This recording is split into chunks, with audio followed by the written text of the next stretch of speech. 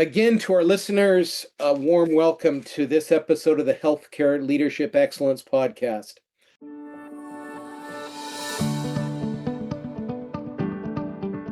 A quick story. It's back in 1980 something, and I'm reading this new book by an author by the name of Roger Fisher, who at that time had just founded the Harvard Project on Negotiation. And he, along with his co-author William Ury, had written a book called Getting to Yes. And I didn't know at that time that I was reading a book that would become a classic. And even though Mr. Fisher passed away now coming on probably 12 years, I think he died in 2013, the book's still on some of the bestseller lists, which is a pretty good testament for the book. And that book hooked me on conflict resolution. I've read just about everything they produced and absolutely am intrigued by the process of getting minds on the same page. So, when our guest today came across my radar as a possible guest, and I found that she was a lawyer by training, and her firm is called Conflict Reimagined, I thought I've got to have this person on the podcast. And our pre-call, which we always do, said, yes, that was a good decision. So any of you out there that haven't admitted yet that you don't like conflict, just drop your old pretenses, because you know you don't. You know you don't enjoy it. You know you go to sleep at night thinking about it when you have a tough conversation the next day. No one, unless they really put their mind to it, looks forward to conflict. Yet, I think what we'll learn today through our conversation with our guest is that you may not ever learn to enjoy it, but you sure can, using her phrase, reimagine it in a way that allows you to be more in control. And so, Ursula Taylor, welcome. I cannot wait to get down to our interview. Thank you, Carl, for having me. It's great to be here. So give us just a thumbnail on your background that brings you to our conversation today. Sure. Yeah, I practiced commercial litigation here in Chicago for about 17 years. I lived through every form of law firm, large, small, boutique, niche, before starting my own firm. I built my own practice focused on managed care and healthcare litigation. And I think as I moved along my trajectory, I never felt fully settled. I always thought there's a more efficient way, there's a more direct way, there's a better way. I spent a long time thinking I just needed to develop my skills, and I did. And I did need to develop those skills and climb the ladder. And I sort of felt like the way out is up. I need to be a partner. I need to have my own clients. I need to have my own firm. And then we'll start getting this right. But even as I found myself in my firm, I felt limited by the practice of litigation. With the noise cut, and I'm just there with my clients looking at litigation process, discovery process.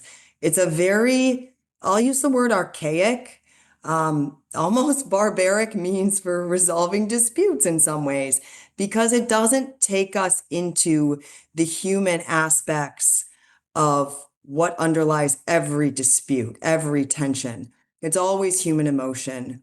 And formal legal process doesn't formally take us there. Now, what ultimately drives results in litigation, what we know as trial attorneys, is human emotion, but we're not applying that in a way that brings us to resolution. Okay, so to our listeners, having just listened to Ursula's opening comment here, that we're in for gold over the next little while, because there's not a single one of you, myself included, that don't get nervous about conflict. None. Just a quick story. I'm working a while back with a labor and delivery unit. These are 15 charge nurses, and labor and delivery nurses don't take nonsense from anybody. They are dealing with a population that at that moment is very vulnerable. And these women go toe to toe with the world to protect their patients. I Mhm. love them. and I've been involved with them for 4 times with our 4 children being born, and know that they absolutely had my wife's back. So I'm working with them, Ursula, and I conflict avoidance is the least thing that's coming through my mind working with these ladies because they are great leaders. And I asked them, what topics do you want to work on as we, get together as a group? And one of them said, I just do lousy at conflict. And I thought, wow, that's strange. I said, does that apply to any of the rest of you? And I think like 11 of the 15 raised their hand. So with that entree, why is human emotion so fearful of conflict? Yeah. What's Yeah. going on in the brain? Yeah, I mean, fear of conflict can come from anything. Our life experiences, our history, maybe it's baked into our DNA. I don't know specifically. It probably varies person to person. But I think the important point is what this nurse is saying and noting that is half of it. The fact that she's able to say out loud, I have a fear of conflict, or I don't do conflict, or I don't do well. And that in and of itself is a limitation. It keeps us quiet. It keeps us from expressing what we think or feel or need out of fear of what we think someone's response might be. It keeps us from asking questions of that person or engaging in productive dialogue. When we fear conflict, that is an important layer of fear that kind of keeps us double bound. And it's important to develop an awareness of that and to note that and to sit with it. So in our pre-call, you mentioned that the phrase moving through the world in my fear. Go more into that in Yeah. regards to how, again, I'm just going to drill this time and time again. I love that phrase, conflict reimagined.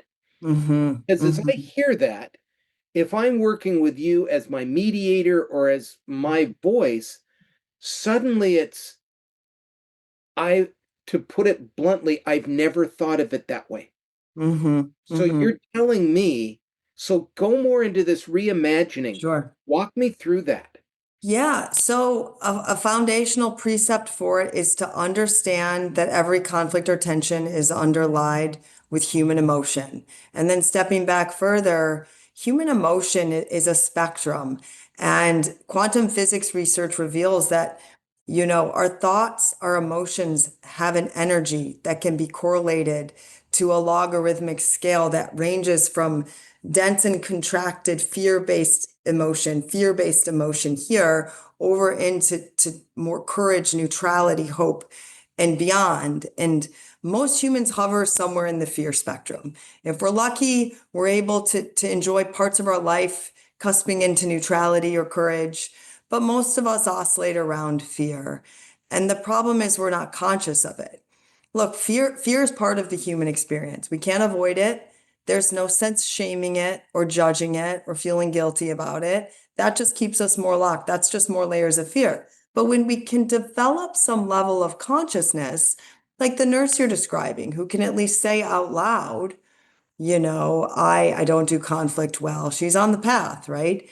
So if we can develop some awareness and some consciousness of it, and we can kind of get under the story into the emotion, basically doing what we do in mental health modalities and mindfulness, we can begin to release some of our own emotional charge that has us in the conflict, that has us avoiding the conflict, that has us feeling ashamed that we are even using the word conflict, and start to unravel the layers.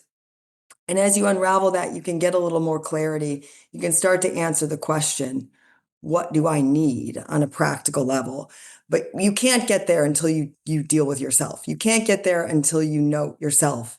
You can't get there until you contend with your own layers of fear or fear-based emotion, whether that's insecurity or scarcity or pride or unworthiness. We all have it. It's just kind of pulling that back so we can actually make some real progress. So on my bookshelves in my office here, I've probably got easily 4 linear feet of books about conflict because I love the subject so much. Hmm. Um, and yet we were talking last time. Um, You talked about the inner workings, and you just referred to that, but I want us to drop us down a little deeper. Um, when we talked about where is the fear, you talked about working on observations and getting the people to start observing. So I want you to talk about um, observing. There's a book on my shelf here called The Creator's Code, and she uses a phrase called the OODA loop: Mm-hmm.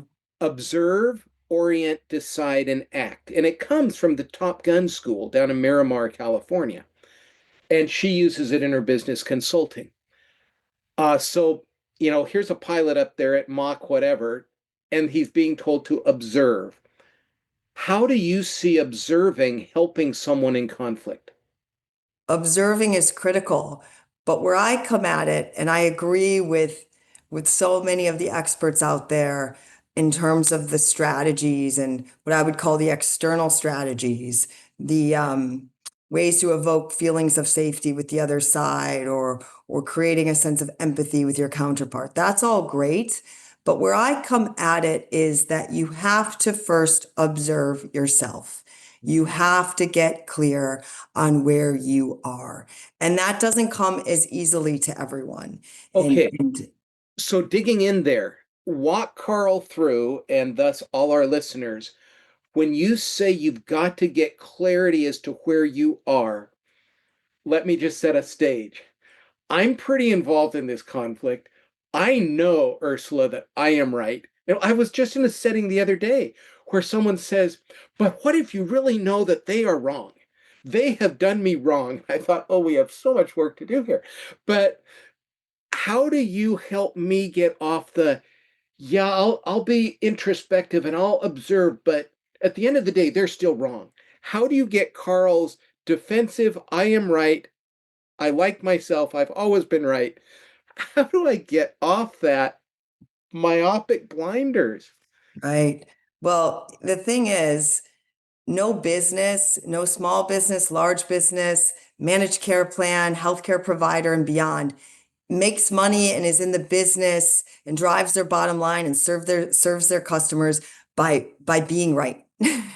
By being right and making someone else wrong. That doesn't drive profits. With that, maybe if it's your outside litigation counsel's profits and bottom line. And so if I'm observing that kind of righteousness, that kind of defensiveness, I mean, the first thing I want to do is say, that's okay, and not judge or shame it, and try to create an environment that would allow someone to feel safe to begin to observe it. I mean, ultimately, it's got to be the participants coming to this. I can't do it for them, but I can kind of facilitate and create the space and create the energy to allow them if they're interested. And the business case is there if you understand what litigation costs and what it gets you.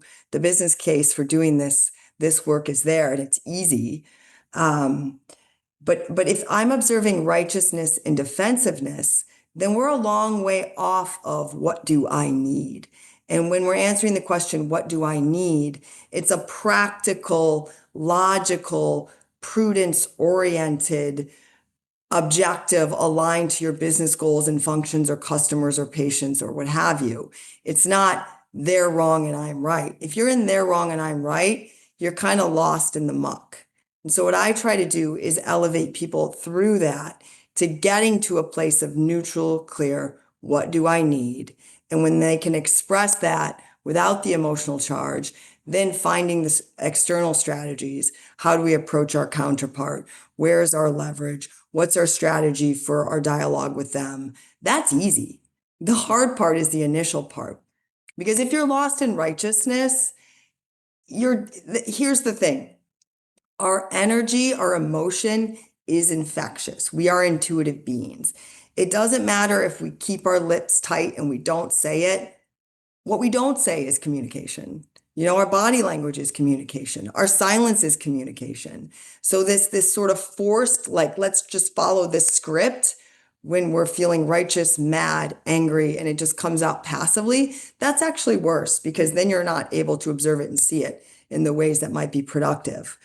But our energy and our emotion is infectious. So we have to deal with ourselves. We have to get clear on where we are, not just from a practical strategic standpoint of having clarity about strategy with ourselves, but also because we spread that to our counterpart, whether we like it or not.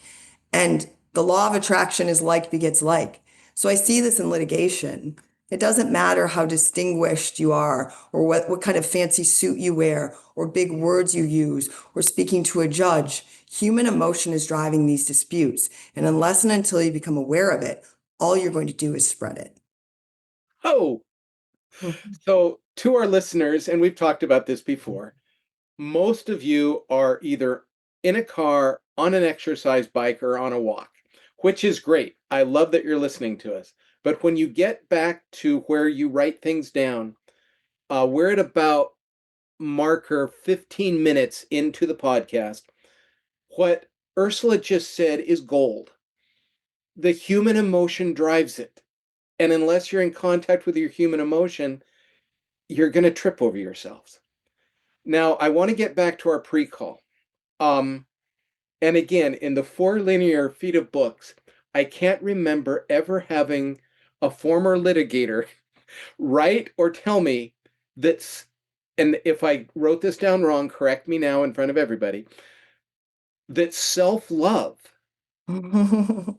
is a key part of observing well. And I have a pretty good memory of what I read. I've never heard that before, and yet it instantly was, oh, wow. Okay. So I wrote down here, good point. How do you lead righteous-minded Carl into that self-love, which then allows, and I'll have you do this, ask you to do this too, how to lead them into that awareness, and then once with that awareness, how to extend that toward the people that 10 minutes ago I was hating. It's yours. Sure, sure. I mean, I think what's important is you've got to have a person that's saying yes. You have to have a person that's willing, and the business case is there. And so if I'm working with a leader who's maybe surrounded by a team who can at least have enough self-awareness to say, I'm too mad and at least develop enough self-awareness to be like, I have moments where I can kind of come out of it, but it's incredibly triggering. I come out and then I go back in the muck and then I come out and go back in the muck. If you can deal with someone who's at least able to say that out loud, that's huge. That's gold. Because then at least we can understand that that limitation exists and we can try to run the external strategies with other people. We can have like bigger conversation about what do you need. And sometimes when what do you need is consistently swirling around, I need to prove to them, I need to show them, I need to make them wrong, I need to be right, and I can't get them off it, they're probably not calling me in the first place. Maybe there's a path to pivot and work with someone else in the team, or maybe they're open and it's just going to take a little bit of time. But what generally works is just backing way up and getting underneath it. And most humans will allow you the entree. I can give you an example. I was working with a founder and owner of a small but growing company, and there was some internal conflict coming up around parental leave policies. And everyone on all sides was quite animated. And I was hired to lead a workshop, and they really wanted me to gather feedback and communicate feedback. From my perspective, the bigger issue for them was their inability to do that for themselves. But I undertook this charge, and there was a lot of emotional energy around the parental leave from all sides. And employees felt that it was wrong, it was too little, it was not enough.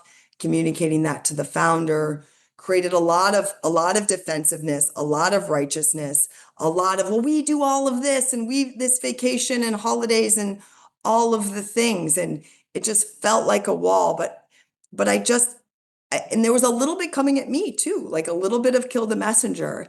What it required of me is to note that in myself, and that came up. I sort of felt it, I noted it, and I let it ease off so that I could stay fully present with them. And as the founder is speaking, he's talking and he finally says, and this cuts deep. This cuts deep because I built this and I care about my employees. And then we went right into that. We went right into that. And I was able to hold space for him to go into the underlying feeling, into the energy of it.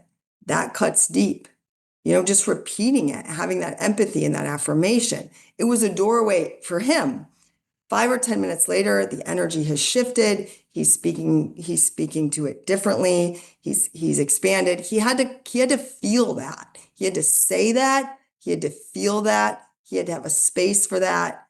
And it was seemingly a huge issue, but the emotion, when you become aware of it, the charge will dissipate. So that's kind of a small example, but it's an important one because you can come in there like firing and it feels like a wall to so many of us. But if you can sit with people who are present enough to not be triggered with it, and this is what therapists do basically, you can find a space to find, feel, and release it.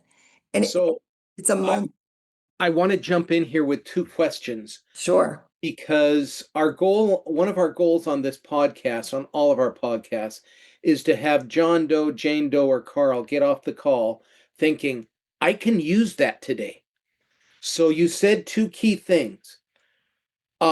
I felt it start coming up in myself. I'm paraphrasing here. Mm-hmm. I let it go. And Mm-hmm. I can imagine about 95% of our listeners thinking, how does she do that? So that's question number one is when you feel that adrenaline surge and you're starting to come forward in the chair to say, whoa, Carl, back it off. So how do you do that? And number two, he's getting intense. He's diving in. He's saying this cuts deep.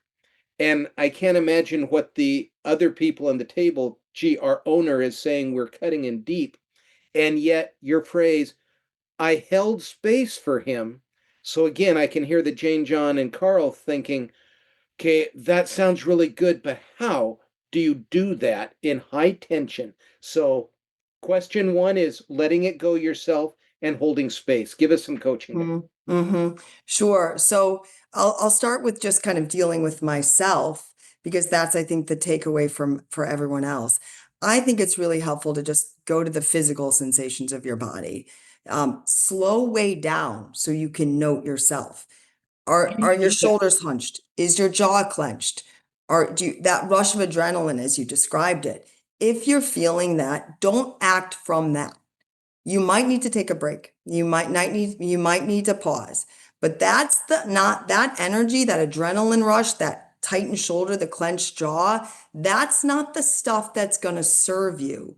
You've got to get a handle on that energy before you can have a clear, productive communication, before you can identify a strategy, before you can move forward. So it might require a break. It might require a long break.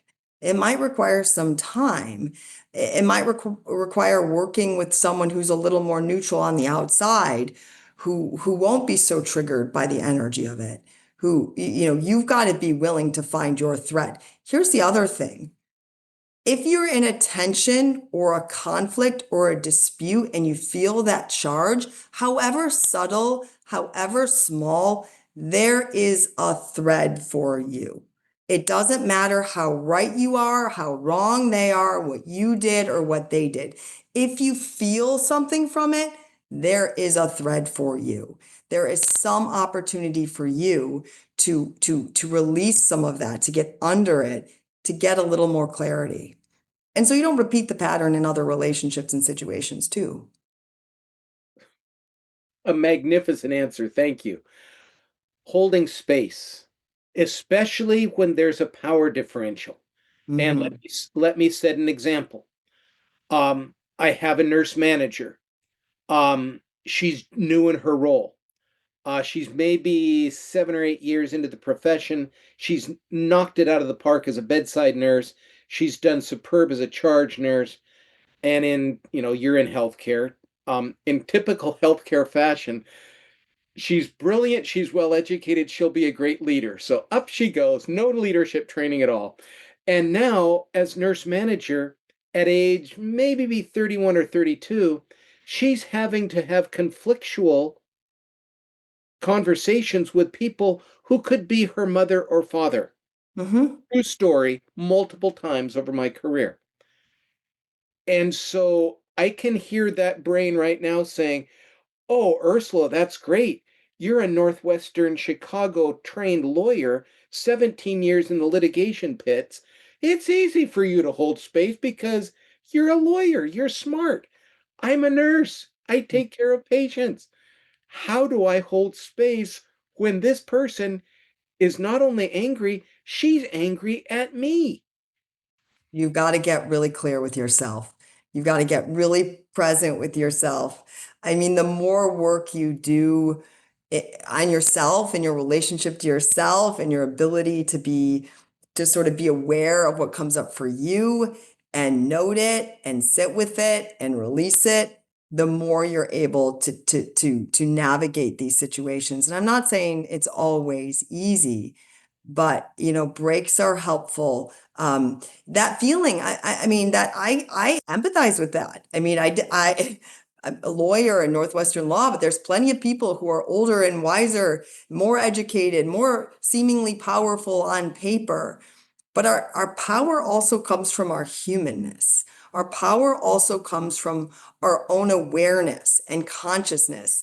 And if we can start to cultivate our own self-awareness, our own consciousness, we can begin to more easily hold space for other people and to begin to see other people as in their own sort of sense of unworthiness, their own fear, their own scarcity, their own insecurity. It's not always easy and it sometimes takes breaks, but I like the strategy of feeling into the physical sensations of your body because it takes you out of the drama and the story, which can keep you ruminating and stuck. So for this nurse, it feels like the way you describe it, there's some feelings of inadequacy or unworthiness. I see that in younger professionals dealing with older professionals, especially if the older professionals are coming from, ways of the past that were more fear-based. And they're wanting to leverage hierarchy and specialness and fear-based ideas to keep other people in control, so to speak. That can be tough. That can be tough, but there are strategies for doing it.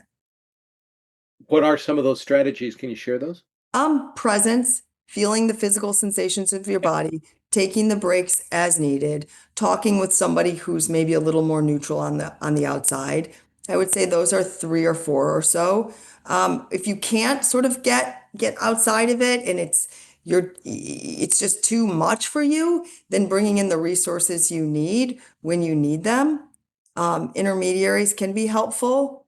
But there is a thread for you if you're feeling charged, scared, afraid, or nervous about the interactions. So, just we didn't handle this in the pre-call, but just a question that comes to mind right now is whenever I do mediation in healthcare, it's usually between um, physicians, surgeons, and I'm not doing legal stuff since I don't have that background, but just getting parties like-minded at the table and getting things resolved. Hmm. Hmm. I do a ton of pre-work. I talk to the parties. I try to figure out strategy. Um, can you address what you do pre-work before Sure. kick Yeah, off? I think the pre-work is critical, and I think the one-on-one discussions with each individual separately is critical to understand themes and issues and but also to give people a space to find it for themselves, to just be that sort of space for them to start feeling into it. And when they do say things like that cuts deep, you repeat it back to them. That cuts deep. Tell me more about that. What are you feeling with that? A little bit more of like a trusted friend or what you would get from a little bit of a psychotherapy session, although I'm not a psychotherapist, just holding space for them to find the feeling. Yeah. What's the feeling? What's the fear? What's that beyond the story? So it might take a few one-on-one sessions but you're wanting to build a sense of trust, a sense of safety. You might have to have some conversations about confidentiality so that they can feel more trusted and safe around that. And what I like to tell people too is that I don't see blame and fault. I don't subscribe or participate in blame and fault. You're allowed to go there and vent to get where you need to go. That's okay. But it's not where I'm coming from. I'm not looking for the victim or the transgressor, but I do see fear and feelings. So I say that to people because people will want to kind of vent and be like, I'm so sorry, that sounded bad. I'm like, it's okay. You can do that, but know that I'm going to find the fear and the feelings. That's what I'm here to do with you. And so you're wanting to create a sense of trust with them. Keep it separate at first so that they can kind of say all the crap. Say it to you so they don't say it, to the other person and before they can get into the energy that underlies it. That's where you're wanting to take people. And then there's a whole host of strategies once they're a little more resolved and aware of themselves for dealing with the counterpart in the negotiation or the tension or conflict. And you're reading my mind because we talked in our pre-call about internal strategies, external strategies. Mhm. And you've given us, again, pure gold on this internal strategy of awareness, that thread for you. I love that phrase. Some external strategies that are probably common in the literature, but can you help our listeners out with what some of these externals are? Sure, sure. I mean, it's not going to be effective until you've developed an awareness and released some of your emotional charge. Because if you're finding yourself getting triggered or defensive or reactive, then these aren't going to work. So they only work when you're in a space of neutrality. And if you slip out of it, noting that and asking for a break and discontinuing and picking it up later is key. But what you're wanting to do with the other person, and there are a number of authors that talk about this. The one that I like is a gentleman by the name of Chris Voss has a book, Oh, yeah. Never Split the Difference. Yeah, he's a FBI for an FBI hostage negotiator. And so he's dealing with high stakes hostage negotiations, and his techniques are great. But you have to note the fact that he's coming at it as more of a neutral, right? He's not the family of the hostage, So he's talking about these external strategies. And what you're wanting to do, the goal is to create a feeling of safety, a feeling of trust with the counterpart so that the walls kind of come down. How do you do this? It's not by talking at them. It's not by trying to compel, convince, or persuade. It's giving again what you're kind of doing with yourself, or maybe you did this in a workshop or through your work or with a teammate. You're wanting to do for your counterpart what you do for yourself in terms of creating space for them to find the feeling. So you're putting the focus on them. You're letting them talk. You maybe mirror their cadence of voice. If they're talking more slowly, then you would mirror that back. You can mirror their body language, how they're sitting. It creates a psychological feeling of sameness that creates a sense of safety, active listening, and then questions that put the focus on them. So not cross-examination style questions, not why questions, but how. How did we get here? Or what? What do you need? What happens next? Where do you see this going? Just questions that get them talking. And because you're grounded in neutral, because you've developed enough awareness of what's in this for you, and you've figured out what you need from a practical standpoint, you can just help them get to the point where they're saying, and it cuts deep, and it cuts deep and you're just offering that empathy and then they can start to release. They feel seen and heard. What happens when people feel seen and heard? They start to trust. The defenses come down, the walls come down. Pretty soon you're able to have an effective dialogue. Maybe it's not in one session, maybe you have to break it up for a little bit, but you slowly build a sense of safety and trust. I feel seen, I feel heard. I got some things off my chest. I released some stuff. Now you're at a point where you can actually have a productive dialogue. You can actually speak and have that person hear you. But it takes a lot of just listening. And you're not able to actively and productively and effectively listen until you've dealt with yourself. Because if you're being triggered It doesn't matter how good of an actor you are. It doesn't matter that you force yourself to keep your mouth shut. Your energy is going to be felt. So you said something that I want to jump on to. Um, and I think it's because since we hear auditorily, we all think, I'll raise my hand in that we are super listeners. And what I found is many times when I'm giving presentations on these things we're talking about, people are kind of, oh, yeah, yeah, listening, we got that. Get into the real important stuff.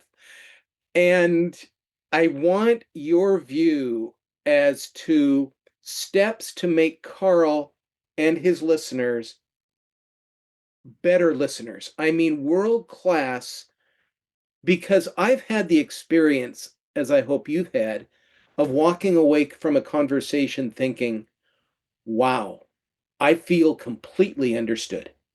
Hmm. And at no time did the person say, now, Carl, I'm going to listen to you so you'll feel good about yourself. No, No. but it was just walking away thinking, wow, what just happened? Hmm. So walk me through the Ursula steps of Yeah. being a Yeah. true Yeah. world-class listener. I love that. I love that. There's little practical tips and strategies, but what I'll tell you is most important is presence, being fully present. What does Now, that mean? that means you are just with the person, you're observing them, you're hearing the words, but it's less about the intellectualization of the words. You're like with them in terms of feeling the energy, the feeling. The words matter less. You're just fully present. You're not thinking about what you're going to say next. You're not thinking about what you're going to eat for dinner. You're not thinking about what happened that morning or what's on your to-do list. You're just in the moment with that person, fully present. That presence is felt by the other person. It requires having an awareness of yourself. Like I keep repeating, if you're triggered, defensive, reactive, it doesn't work. But presence. And what does presence look like? What presence looks like is leaning forward, eye contact, sameness in terms of body language, nodding your head, that kind of thing. But it really is, it's a mindfulness exercise with another person. And there's this false idea that if we're doing that with someone, we're conceding, we're giving up our leverage or our power, or we're letting them feel like they're right. We're letting them feel heard. Whether they're right or wrong, we're letting them feel heard so they can drop their armor, get to the underlying feeling, release the emotional charge, and get to a place where they can actually hear us. Like that, we're helping them clear their own debris so they can get really clear. Wow. Excellent. Thank you so much. Um, Another thing you said, I am a huge fan. You, Yuri and his, or Fisher and Yuri go to the balcony. Yuri just wrote this amazing book called Possible last year, where he talks about pause.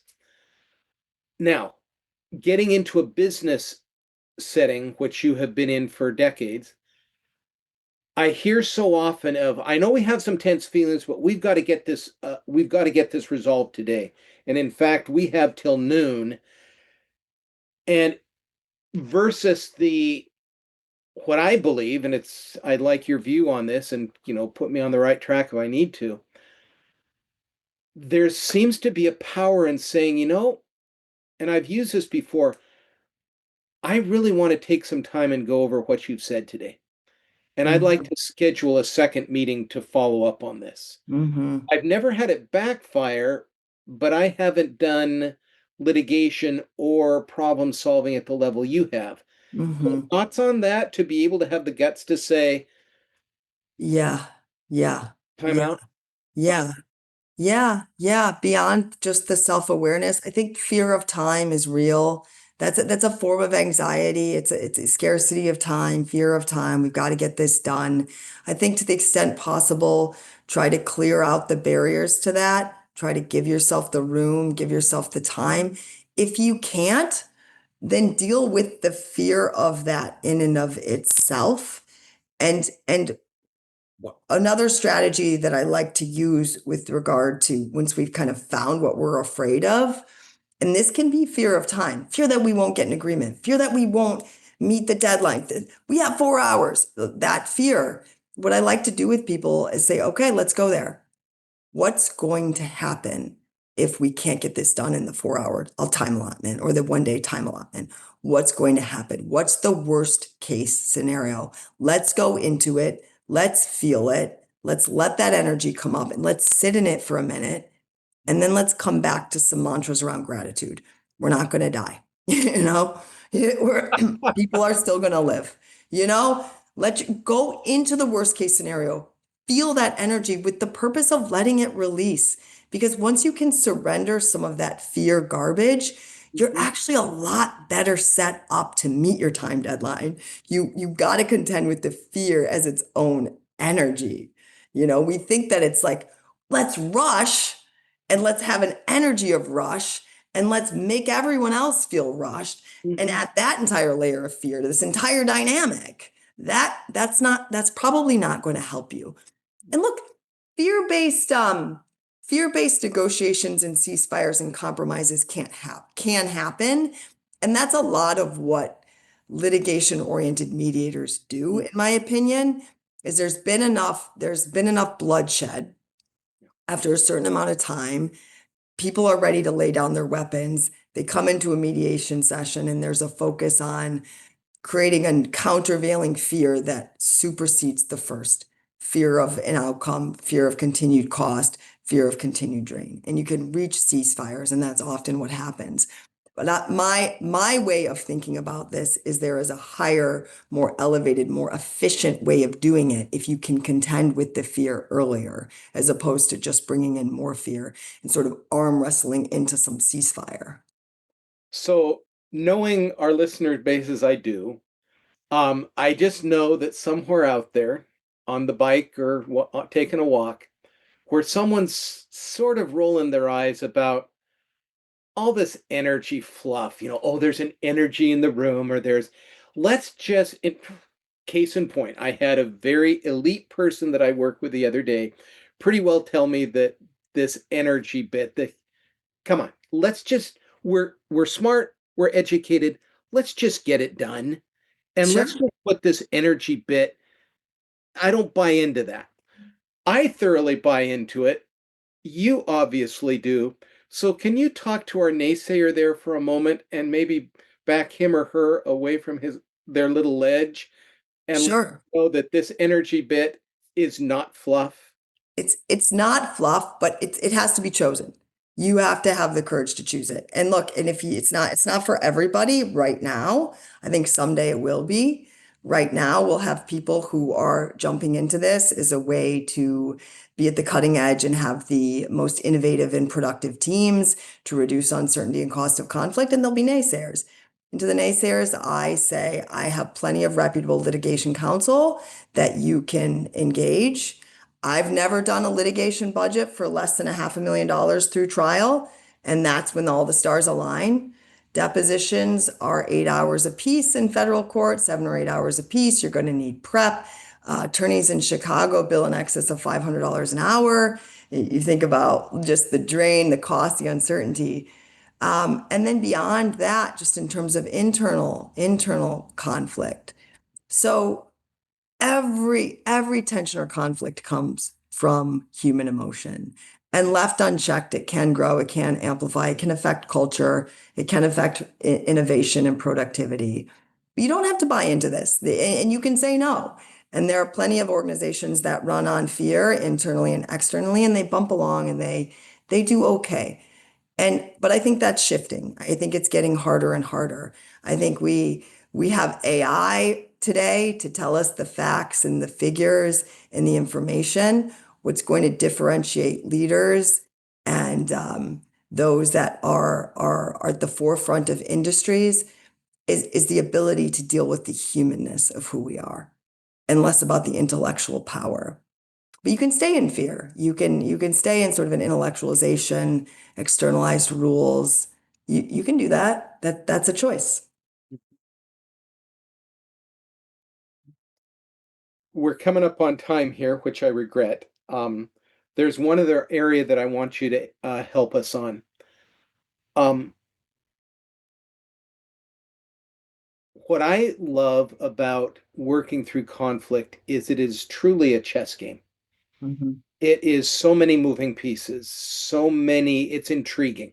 I love it. Hmm. Hmm.